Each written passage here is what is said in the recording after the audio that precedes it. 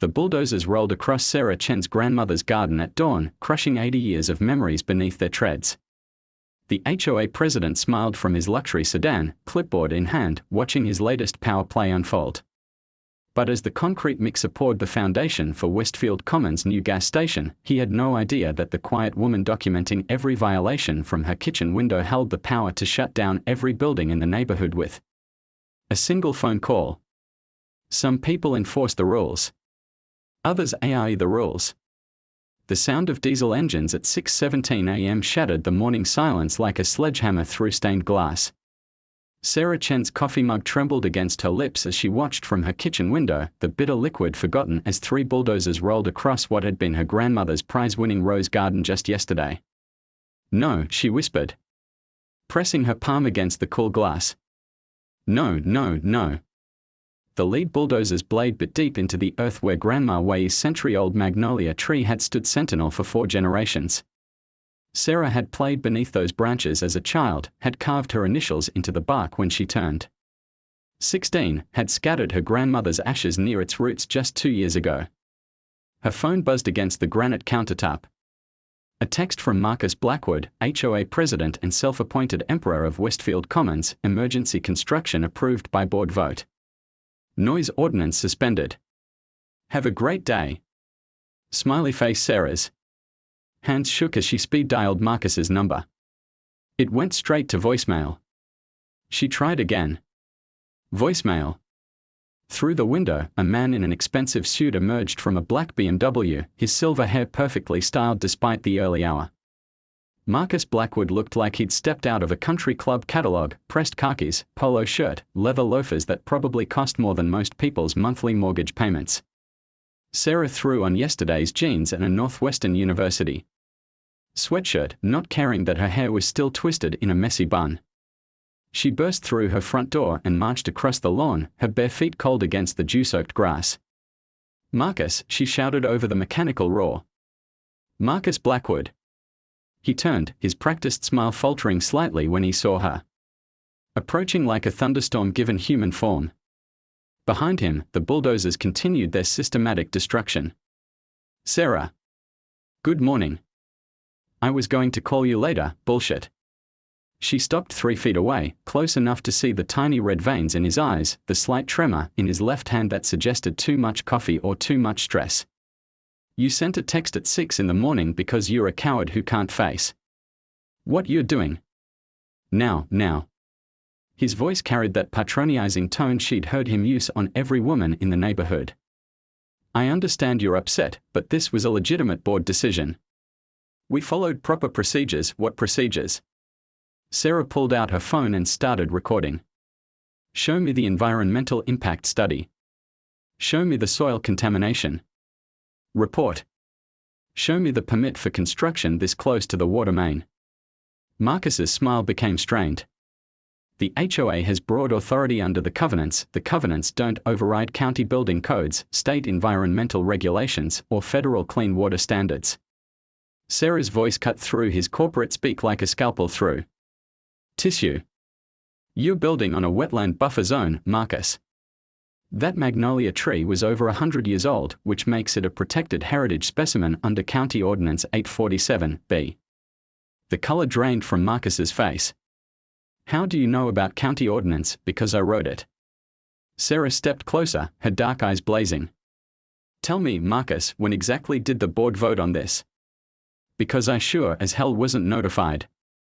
And according to the bylaws, any construction affecting property lines requires unanimous board approval. The vote was, it was an emergency session. We couldn't wait for an emergency." Sarah laughed, but there was no humor in it.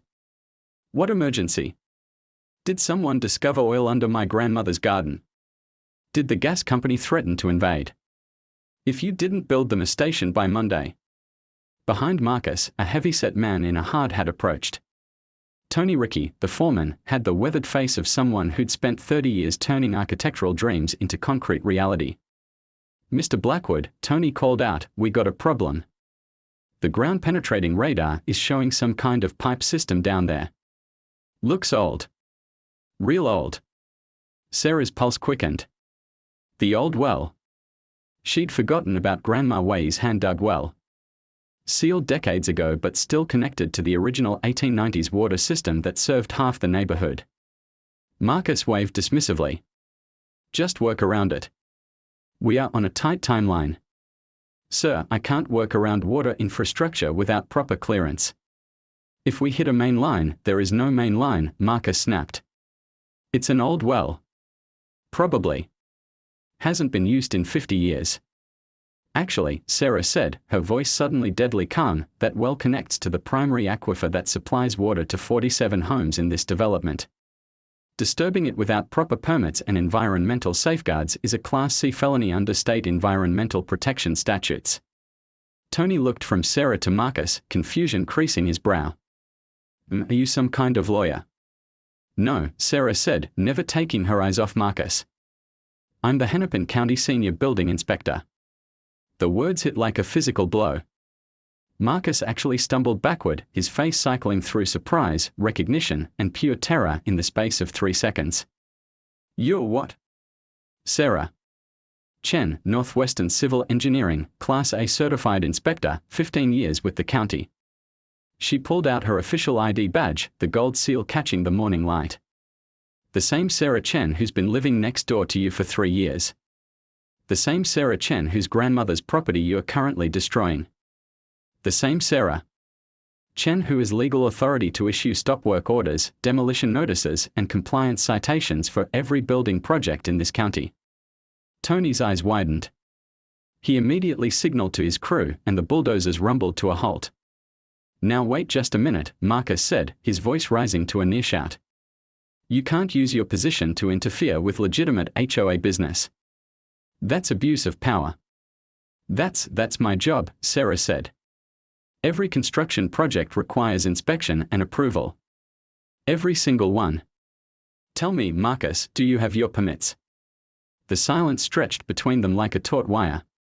In the distance, Sarah could hear her neighbors emerging from their homes, drawn by the sudden quiet after the mechanical chaos.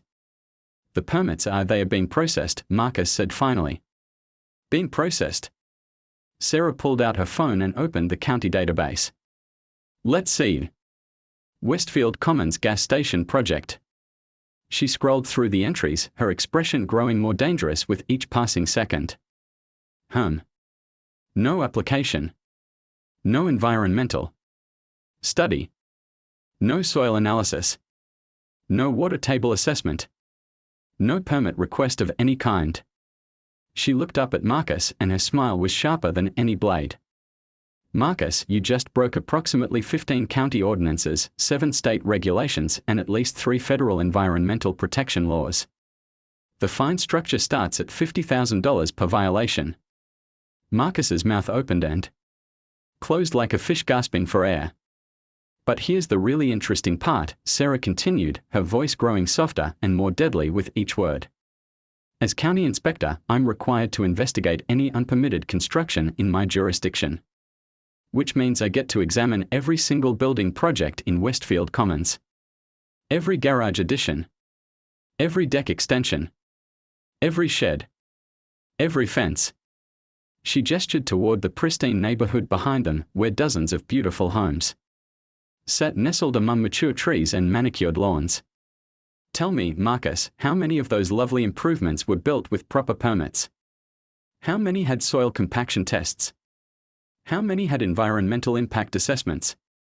The color had completely drained from Marcus's face. His hands were shaking now, not from caffeine but from the dawning realization of what he'd unleashed. You wouldn't, he whispered. You can't shut down the entire neighborhood over what? Over illegal construction. Over environmental violations. Over fraud. Sarah's voice hardened. Marcus, you just gave me probable cause to investigate every structure in this development. And when I find violations, not if, when, every homeowner is going to want to know who convinced them they didn't need permits. Who told them the HOA authority superseded county regulations? Tony cleared his throat. Mr. Blackwood. Should we pack up? Marcus looked around desperately, as if searching for an escape route. Neighbors were gathering on their porches and front lawns now, drawn by the commotion. Sarah could see Mrs. Patterson from across the street, her morning yoga interrupted. The Johnsons from 2 houses down, still in their pajamas. The young couple with the new baby, looking concerned. All of them homeowners. All of them potentially facing massive fines and reconstruction costs if their improvements weren't up to code. All of them voters in the next HOA board election. "This isn't over," Marcus said, his voice barely above a whisper. "You're absolutely right," Sarah replied. "It's just beginning. I'll be conducting my official inspection of this illegal construction site at 9 a.m. sharp. I suggest you have your lawyers review what constitutes criminal conspiracy to violate environmental protection laws." The emergency HOA meeting that evening transformed the Westfield Commons clubhouse into a battlefield. Sarah arrived 15 minutes early to find the parking lot already packed, neighbors clustered in heated conversations that died to whispers. As she walked past, word traveled fast in a development of 200 homes, especially when that word involved potential federal crimes and massive financial penalties. She'd spent the afternoon doing what she did best, building an airtight case. Her laptop bag contained 3 years of documented HOA violations, building permits mysteriously fast-tracked, and inspection reports that had somehow vanished from county databases. Marcus Blackwood hadn't just broken the law, he'd systematically corrupted it. Inside the clubhouse, the usual rows of folding chairs had been rearranged into a horseshoe shape, with Marcus's customary position at the head table looking increasingly like a defendant's dock. He sat alone, his silver hair less perfectly styled than that morning, his polo shirt wrinkled. The other board members, Janet Williamson, Derek Chen, no relation, and Patricia Santos, had conspicuously distanced themselves, choosing seats among the general population rather than at the leadership table. Sarah took a seat in the back row, her inspector's badge clipped prominently to her blazer. She'd changed from her morning work clothes into her official county uniform, navy blue with gold trim, the kind of outfit that commanded respect in courtrooms and city council meetings. "This meeting is called to order," Marcus began, his voice lacking its usual authoritative boom. "I know there's been some confusion about this morning's events, but I want to assure everyone, confusion." Tom Johnson stood up, his face red with barely contained anger. "Marcus, my wife and I spent $40,000 on our deck addition last summer because you told us HOA approval was sufficient. Now we find out we needed county permits the whole time." A murmur of agreement rippled through the room. Sarah recognized the signs of a community turning against its leadership, the crossed arms, the forward-leaning postures, the way people unconsciously formed alliances through seating arrangements. "The deck situation can be resolved," Marcus said, his hands making placating gestures.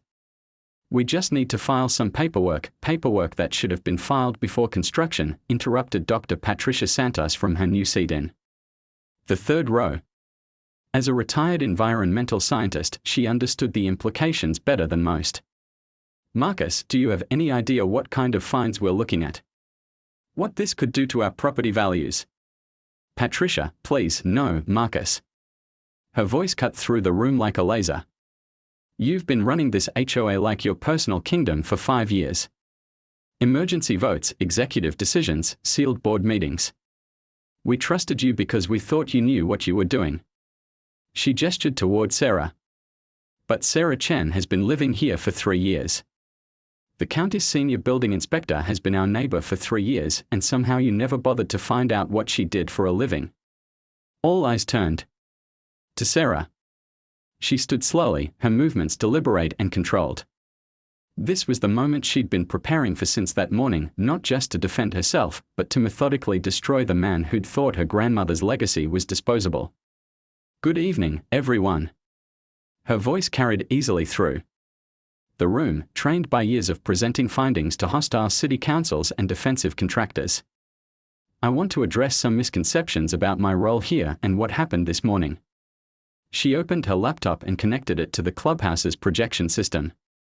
The Westfield Commons logo disappeared, replaced by an official Hennepin County letterhead. "First, let me clarify my authority. As senior building inspector, I have legal jurisdiction over all construction within the county.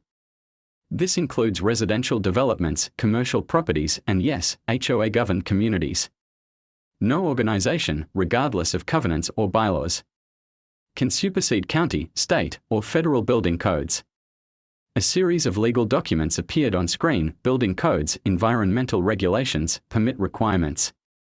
Sarah watched Marcus sink deeper into his chair as the full scope of his violations became clear.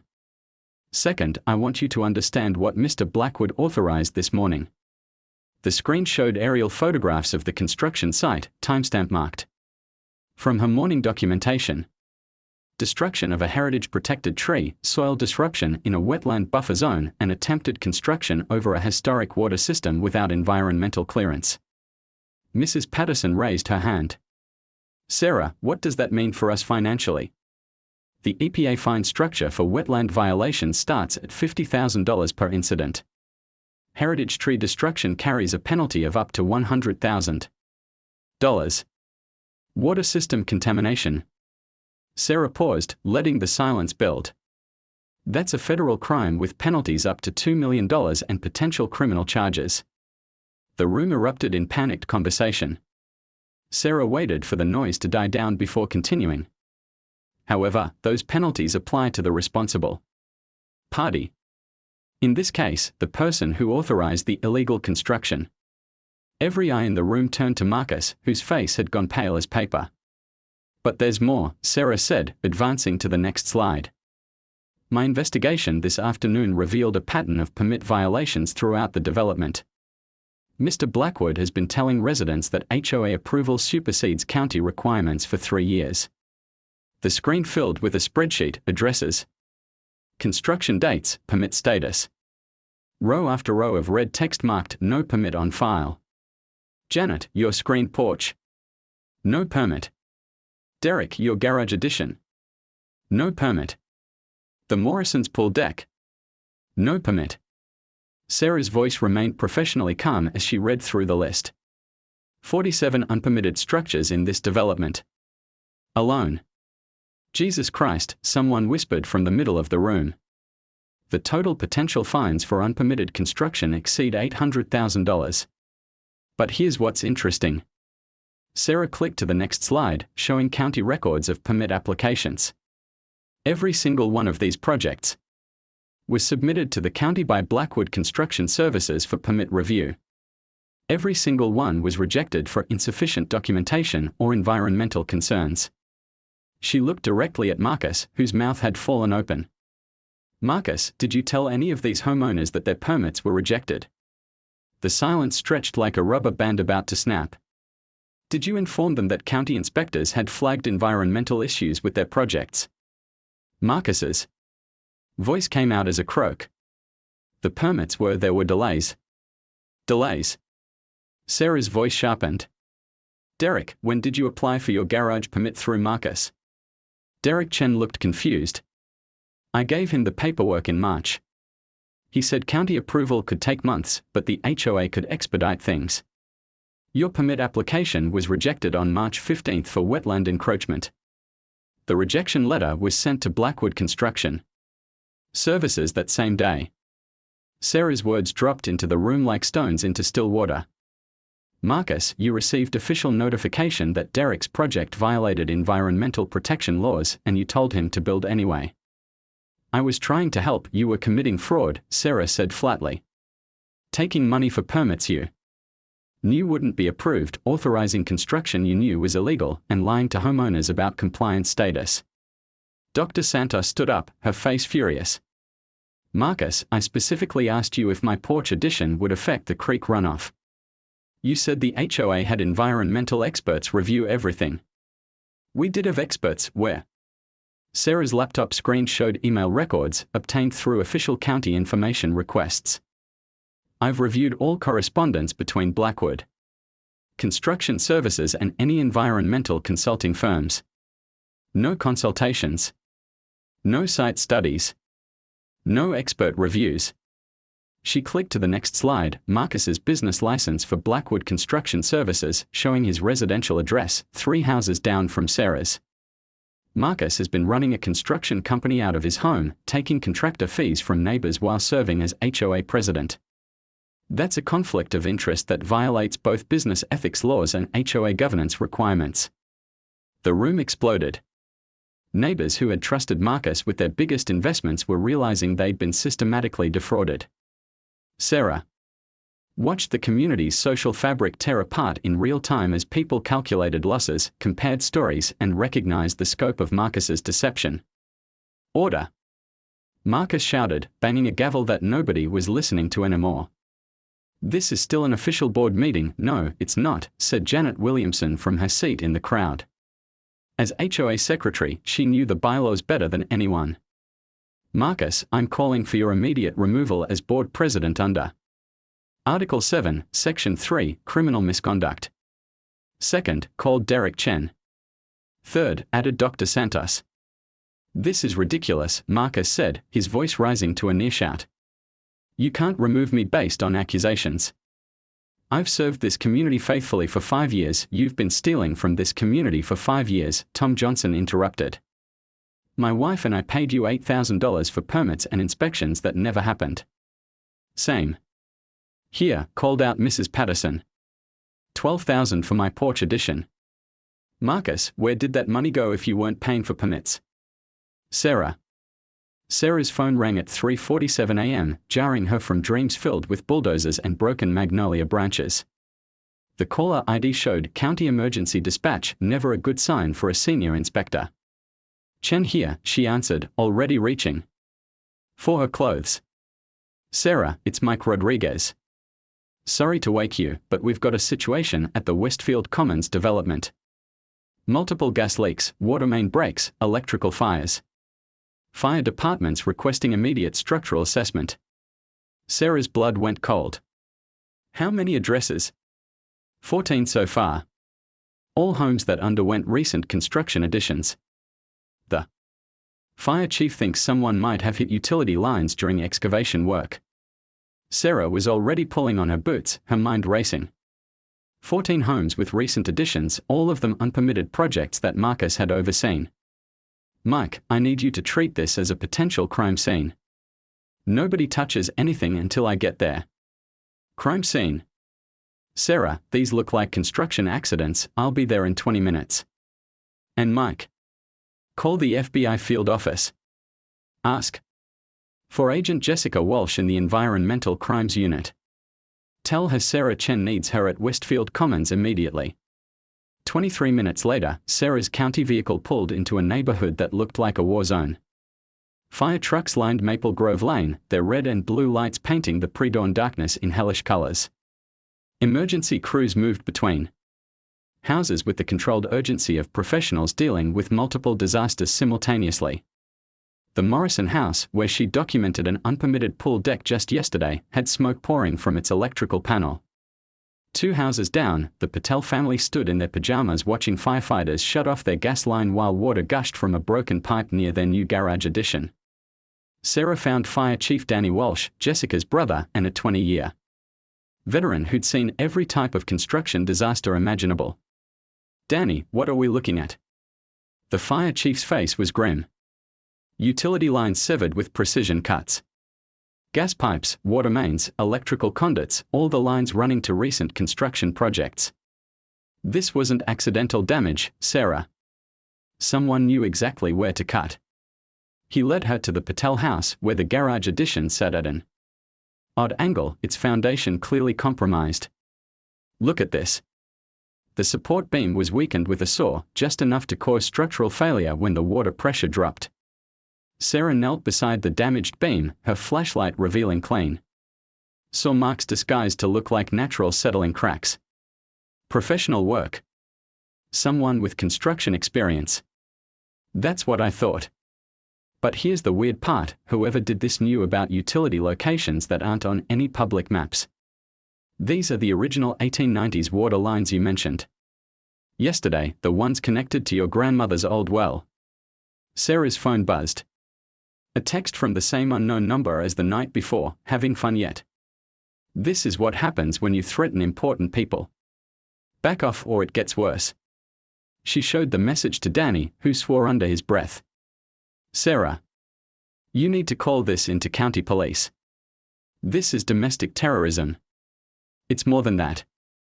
Sarah stood, her mind connecting pieces of a larger puzzle. Danny, only one person had access to the original utility maps for this development.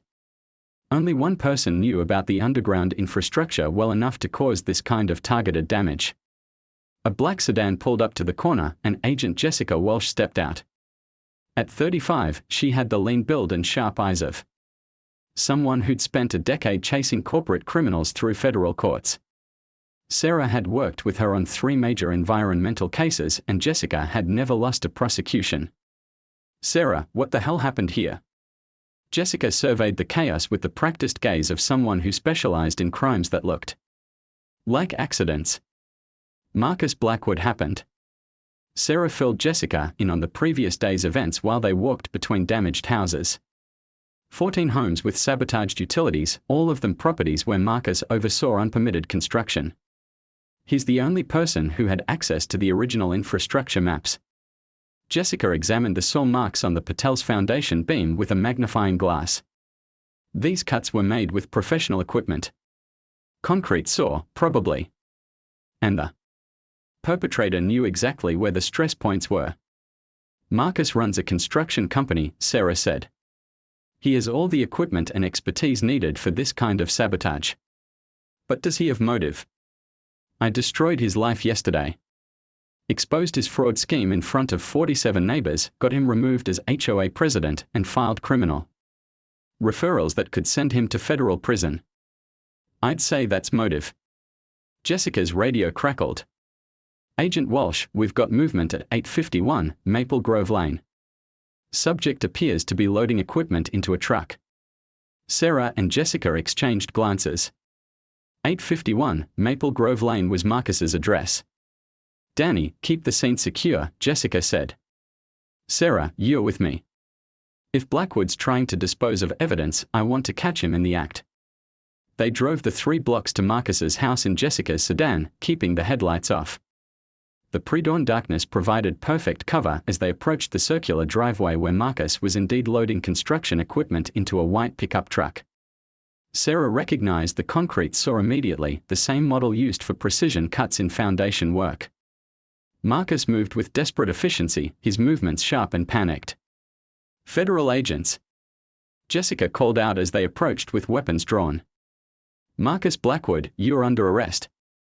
Marcus froze like a deer in headlights, a cordless drill still in his hands. In the truck bed, Sarah could see coils of utility wire, pipe cutters, and what looked like detailed maps of the neighborhoods. Underground infrastructure. "I wasn't doing anything wrong," Marcus said, his voice high with panic. "Just cleaning out my garage." At 4:30 in the morning. Jessica's voice carried the weight of federal authority. "Right after 14 houses in your neighborhood suffered mysterious utility failures. That's not my fault. Those were construction accidents, Marcus," Sarah interrupted, her voice deadly calm. "The concrete saw in your truck has fresh concrete dust on the blade. The utility maps in the passenger seat show the exact locations of this morning's damage. And your phone just sent threatening text messages to a federal building inspector." Marcus's face cycled through denial, rage, and desperate calculation. "You can't prove I did anything. Maybe someone borrowed my equipment. Maybe. You should shut up and call your lawyer," Jessica said, producing handcuffs. "Marcus Blackwood, you're under arrest for domestic terrorism, destruction of federal infrastructure, criminal conspiracy, and about 15 other charges I'll think of on the drive to county lockup." As Jessica read Marcus's rights, Sarah noticed movement in the house behind them. Through the kitchen window, she could see a woman frantically shredding documents. "Jessica, we've got evidence destruction in progress." Agent Walsh called for backup units to secure the house while she loaded Marcus into the sedan. As they drove away, Sarah watched fire trucks still working to contain the damage Marcus had inflicted on his own community in a desperate attempt to frame her for construction accidents. But Marcus had made one critical error. His sabotage had been too precise, too targeted, too professional. Instead of creating accidents that would discredit Sarah's inspection authority, he'd created a crime scene that proved his intimate knowledge of the neighborhood's infrastructure and his willingness to endanger dozens of families to save himself. 2 hours later, Sarah sat in the FBI field office watching Jessica conduct Marcus's interrogation through a one-way mirror. The concrete saw had yielded perfect tool mark matches to the damaged foundations. The utility maps in his truck showed detailed notes about structural weak points. And his cell phone contained not just the threatening messages to Sarah, but text conversations with 2 other men about making the inspector back off. Sarah, Jessica said during a break in questioning. We found something else in Blackwood's house. Financial records showing he's been skimming money from HOA accounts for 3 years.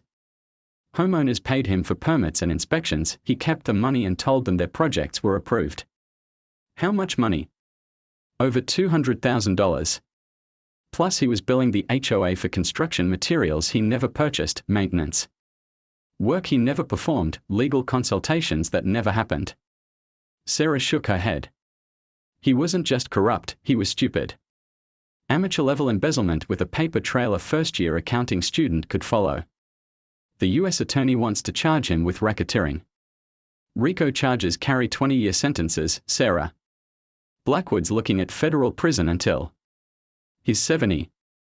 Through the mirror, Sarah watched Marcus slumped over the interview table, his expensive polo shirt wrinkled and stained, his perfect hair hanging limp with sweat. The man who had ruled Westfield Commons through intimidation and fraud now looked like what he'd always been, a small-time criminal who'd gotten drunk on petty power. He's asking for a deal, Jessica continued. Says he'll name co-conspirators in exchange for a reduced sentence. Apparently, he wasn't working alone. Sarah's attention sharpened. Co-conspirators. County officials who expedited his projects. In exchange for cash payments. City council members who voted to rezone protected wetlands. State environmental inspectors who. The Hennepin County Administration building felt like a mausoleum as Sarah walked through its marble corridors toward what she suspected would be her professional execution. At 8:30 a.m., the hallways buzzed with the usual energy of local government clerks. Hurrying between offices, phones ringing behind frosted glass doors, the distant hum of copy machines processing the bureaucratic machinery that kept a county of 1.3 million people functioning. But something was different today. Conversations stopped when Sarah passed. Colleagues she'd worked with for 15 years suddenly found their shoes fascinating. Deputy inspectors who normally greeted her with coffee and construction gossip now avoided eye contact entirely. Word had spread. The county's senior building inspector was walking into Robert Hayes's office under a cloud of scandal, and everyone wanted to distance themselves from the fallout. Sarah's phone buzzed as she reached the elevator. A text from Agent Walsh, Blackwood's talking. Names, dates, dollar amounts. Your boss Hayes is on the list. Sarah's finger hovered over the reply button as the elevator doors opened, revealing County Commissioner David Thornton, the man who'd appointed Hayes to his position and who signed off on all major environmental decisions. He was Marcus's age, with the same silver hair and expensive suit, the same aura of entitlement that seemed to come standard with political power in suburban counties. Sarah, Thornton said as she stepped into the elevator. His voice carried forced warmth, like a funeral director greeting bereaved relatives. I heard about the excitement in your neighborhood last night. Terrible business, those utility accidents. They weren't accidents, Sarah replied, watching the floor numbers climb. Of course not. Poor choice of words. Thornton's smile never wavered, but Sarah caught the slight tightening around his eyes. Marcus Blackwood's arrest has created quite a stir. People are asking uncomfortable questions about county oversight. The elevator stopped at the 3rd floor. Sarah didn't move. The thing is, Thornton continued, when federal agents start arresting residents over HOA disputes, it makes the county look unstable. Investors get nervous. Property values suffer. Commissioner, are you asking me to drop a federal environmental investigation? I'm asking you to consider the bigger picture. Marcus made mistakes, certainly, but destroying a man's life over a few missing permits seems excessive.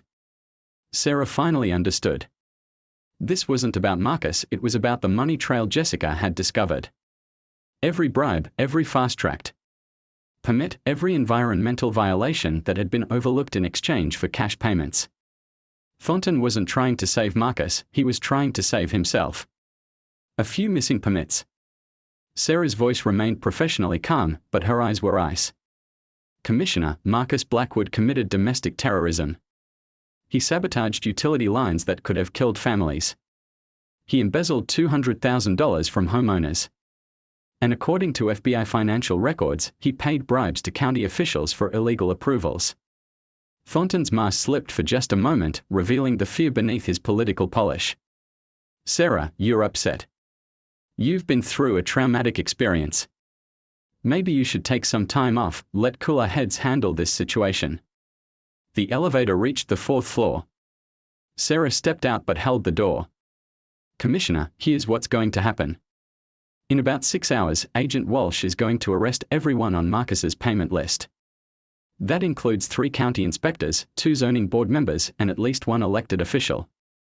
I suggest you spend that time deciding whether you want to cooperate with the federal investigation or wait for them to find your name in Marcus's records. The elevator doors closed on Thornton's pale face, but not before Sarah saw his hand shake as he reached for his phone. Robert Hayes's office occupied a corner of the building with windows overlooking the Mississippi River. Under normal circumstances, it was a beautiful view. Today, it felt like looking out from a sinking ship. Hayes sat behind his mahogany desk, like a judge preparing to deliver a death sentence. He was 55, thin and scholarly, with wire-rimmed glasses and the precise mannerisms of someone who'd spent his career managing other people's problems. Sarah had always respected his attention to detail and his commitment to proper procedure. Now she wondered how much of that had been performance. Sit down, Sarah. No greeting, no pleasantries. All business. She remained standing. I prefer to stand for termination meetings. Hayes's eyebrows rose slightly. Who said anything about termination? Robert, I've been doing this job for 15 years. I know what a career-ending meeting looks like. Sarah opened her phone and started recording. Before we begin, I want to note that this conversation is being documented for potential use in federal proceedings. Sarah, that's legal and necessary, given that you appear on Marcus Blackwood's bribery payment list. The words hit Hayes like a physical blow. His face went through the same color changes Sarah had seen in Marcus: surprise, recognition, terror. I don't know what you're talking about. Sarah pulled out a printed bank statement and placed it on his desk. March 15th, $2,500 from Blackwood Construction Services to your personal checking account. Memo line: environmental consultation. That same day, you overrode my rejection of Derek Chen's garage permit for wetland encroachment. Hayes stared at the paper like it might burst into flames. April 22nd, $3,500. Same source, same type of transaction. You expedited the Morrison pool deck approval despite my documented concerns about water table contamination. Sarah placed a second bank statement on the desk. May 8th, May 29th, June 14th, 15 payments over 8 months, totaling $47,000. Every payment followed by you overriding my environmental protection recommendations. Those were legitimate consulting fees. For what consultation? Sarah's voice sharpened. Robert, there's no contract, no scope of work, no deliverables. Just cash payments that coincidentally preceded you undermining your own department's environmental protections. Hayes slumped in his chair, the fight going out of him like air from a punctured tire. Sarah, you don't understand the pressure I was under. The county commissioners wanted faster permit approvals. Economic development was the priority, so you sold out environmental protections for political convenience. It wasn't supposed to hurt anyone. Marcus assured me the projects were safe. Marcus lied. Sarah leaned forward, her hands flat on the desk. Those safe projects are contaminating groundwater that supplies drinking water to 200 families. The wetland destruction is causing flooding that damages neighboring properties. And your expedited approvals gave Marcus legal cover to defraud homeowners for 3 years. Hayes's phone rang. He looked at the caller ID and went even paler. It's Commissioner Thornton. Don't answer it. Sarah's voice carried absolute authority. Robert, in about 10 minutes, FBI agents are going to arrive with warrants for financial records and arrest warrants for everyone on Marcus's payment list. You have one chance to get ahead of this. What do you mean? Cooperate with the federal investigation. Provide evidence about the corruption network. Testify against the elected officials who pressured you to take bribes. Sarah straightened up. Or go to federal prison as a co-conspirator in a racketeering case. Hayes's hands shook as he reached for his desk drawer. For a moment, Sarah tensed, wondering if he might have a weapon. Instead, he pulled out a thick manila folder. It's all here, he said quietly.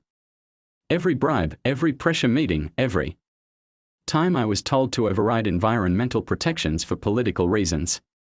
I've been documenting everything since it started.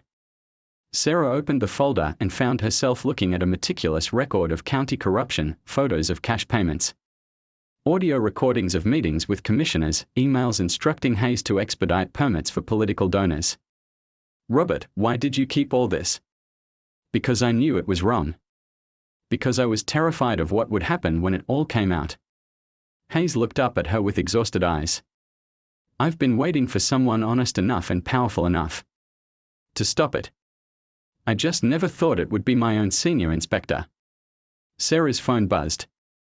Agent Walsh, federal warrants executed. Thornton in custody. Hayes next on the list. Is he cooperating? She showed Hayes the message. His face went white. Robert, I can call off the arrest warrant if you're willing to testify. But you need to decide right now. I'll testify. I'll provide everything I have. But Sarah. Hayes looked out the window at the river, where barges carried grain and coal toward the Gulf of Mexico. This goes higher than county government. State environmental agencies, federal oversight committees. Marcus was paying people at every level. Sarah felt the scope of the investigation expanding like ripples in a pond. What had started as HOA revenge was becoming a federal case that could reach state and national politics. How high, Robert? Senator Patricia Westbrook sits on the Federal Environmental Oversight Committee.